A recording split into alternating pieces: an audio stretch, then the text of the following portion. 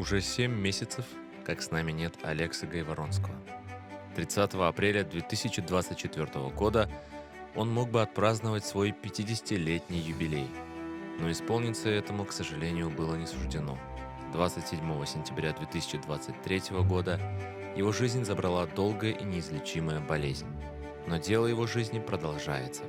В день юбилея известного крымского историка, писателя, телеведущего и сценариста студия Харадингас Продакшн провела в гостеприимном зале этнокомплекса «Сарабус» вечер памяти Гайворонского, в рамках которого прошла презентация его книги «Память Крыма». Ее редактором и составителем стала известный журналист Лиля Буджурова. Она собрала в одно издание очерки Алексы Гайворонского о культовых мусульманских памятниках полуострова, как сохранившихся до наших дней, так и исчезнувших. Как она отмечала, выступая перед публикой, все время работы над книгой она испытывала огромный груз ответственности и перед читателями, и перед памятью историка. Идея издать посмертную книгу Алексы Гайворонского возникла осенью 2023 года.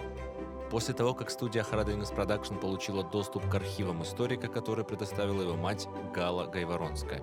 И количество собранного здесь материала буквально поражает. Мы будем дальше изучать внимательно его архив. Он очень огромный. Человек просто занимался этим всю жизнь. Это просто вся огромная информация о Крыме. Понимаете, нету ни одного села, в котором бы он не был. Даже исчезнувшие села он тоже посещал. Делал очень много фотографий, делал очень много заметок, описывал. То есть труд его, он просто не имеет границ. Я не знаю, какой еще историк так мог посвятить свою жизнь вот полностью этому делу. Исследователь Нариман Абдульваапов отметил, что это издание не похоже ни на какое другое. Особого внимания заслуживают очерки об исчезнувших памятниках Крыма, а огромное количество иллюстраций делает эту книгу бесценной.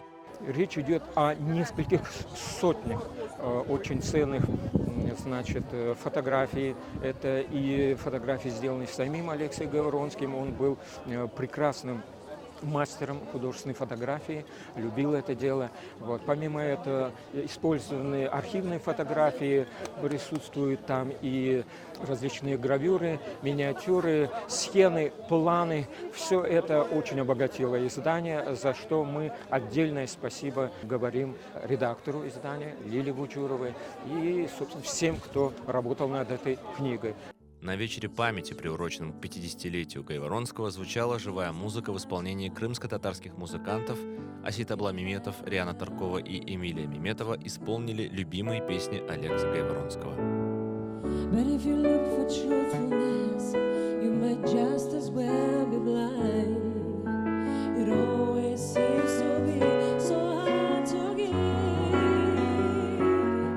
В завершении вечера был показан документальный фильм об Алексе Гайворонском «Хроника соколиного полета», снятый студией Харадингас Продакшн осенью прошлого года.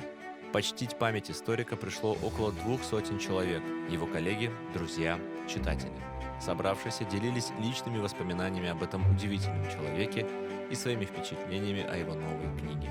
Это великий человек, большой друг нашего народа, который занимался поиском информации, истории о нашем народе. Я надеюсь, я с ней еще знакомлюсь. Это очень достойная книга. Уже бегло я так ее просмотрел. Очень большой труд. Bağış vereceğim bizim yaxşı dostumuzga. Birisi Cevdet Kurtumerov. O bek bizim aves kitaplar. İkincisi de kısmet etse inşallah Türkiye'ye barsam Hakan Kırımlı'ga verilecek olan. İki tane kitap aldım. Açtım, baktım, beğendim, bir tanesini barıp daha bir tanesini aldım. Maşallah, buna bu tedbirlerini geçirgen adamlara çok teşekkür bildireyim. Halk gördünüz, pek çok geldi bu merasimge. Ben bilesem, bayağı işler yaparlar. Тираж книги составил 1000 экземпляров. Приобрести ее также можно в магазинах «Хазине» и «Терджиман».